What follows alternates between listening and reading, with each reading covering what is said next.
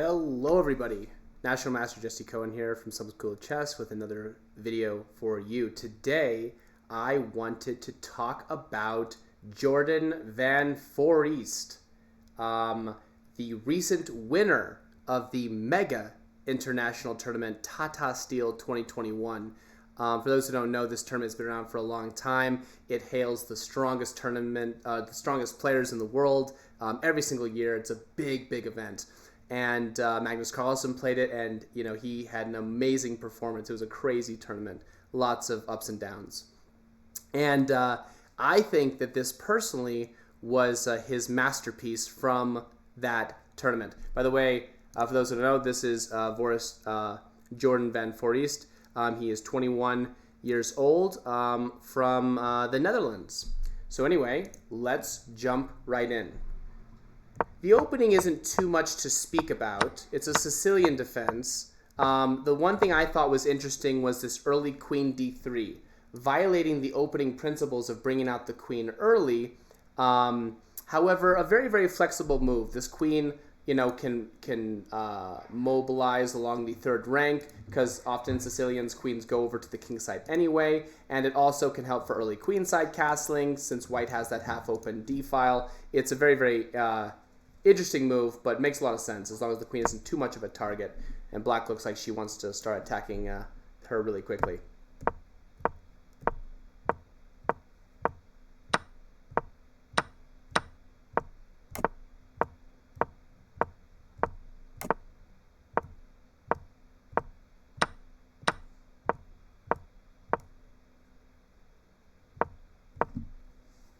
This is the first position that I really wanted to talk about.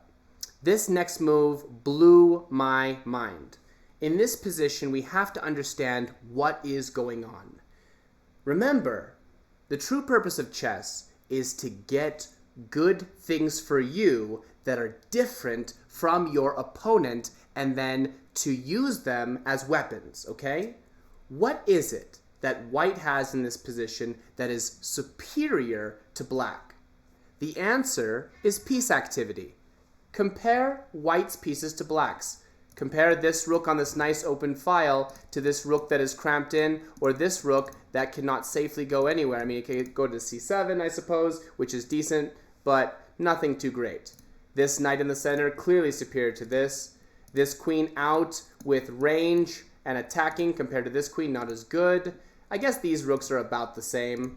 This bishop has quite a bit of mobility. This bishop has quite a bit of mobility. These bishops are like all trapped in. It's not looking too great.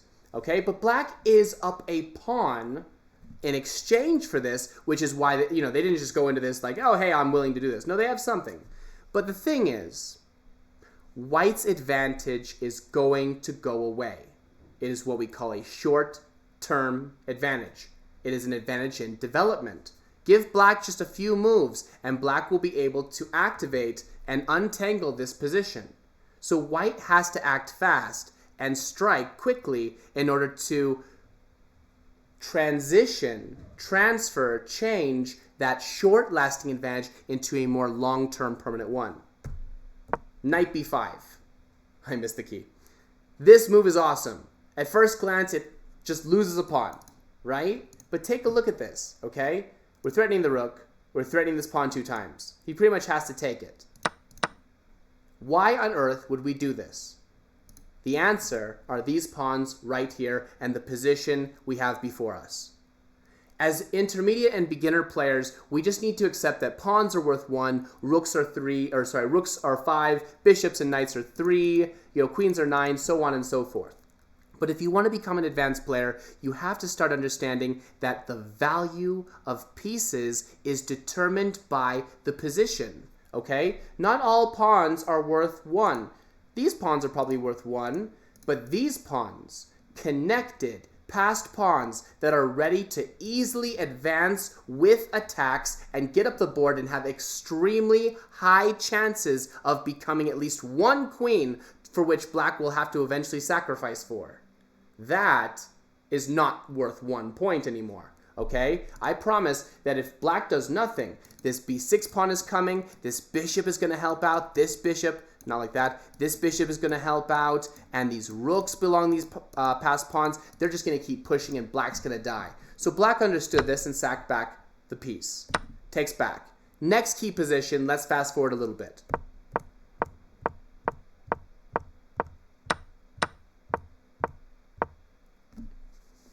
I think this is a neat little position. Again, as beginners and intermediate players, we really should focus on basic strategies and counting points. A lot of players here would assume that perhaps black is just better because black is up 3 points. But there's more going on to this than that. Okay? Let's look at black's pieces for a moment. This rook is hopelessly trapped and has no future. The most that it's worth, if anything, is that bishop because it can sacrifice itself for it. Otherwise, it's worth nothing. This rook, which is capturable by the bishop, also is doing just about nothing. What is that knight doing? What is that queen doing? On the other hand, this bishop is, and these pieces are all far entrenched in black's territory, causing damage and trapping everything. And this rook is a good supporter of that pawn. Okay? I love this position. Let's fast forward a little bit more. White's pieces ended up being so strong, and black's rook on a7 was so bad, that eventually black decided to sacrifice to try and get some sort of counterplay.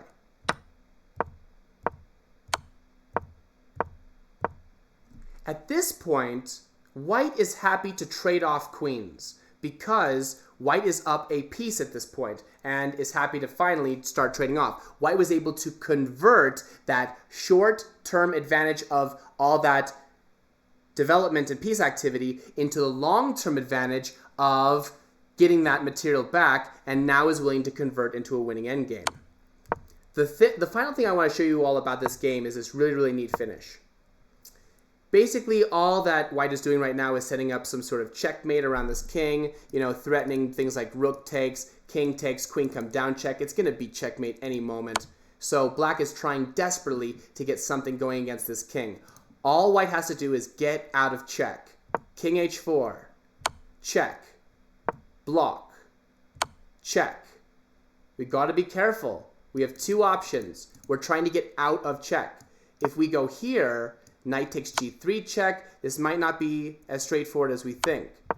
King takes here, check, and now very important move, not bishop takes. Unguarding g3, allowing queen takes g3 check. This would have ruined everything. In fact, black would be getting mated very, very quickly. It would be just devastating, absolutely game over. Instead, one more move, king h6. Crazy, crazy, but again, where are the checks?